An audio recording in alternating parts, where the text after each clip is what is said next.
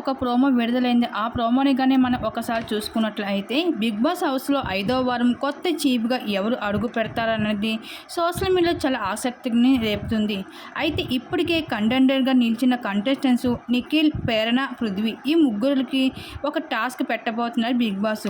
ఈ టాస్క్లో గెలిచిన వాళ్ళు బిగ్ బాస్ హౌస్కి న్యూ చీఫ్గా అడుగు పెట్టబోతున్నారు. అయితే ఈ టాస్క్ ఏమిటంటే 2 టాస్క్లు ఇవ్వడం జరుగుతుంది.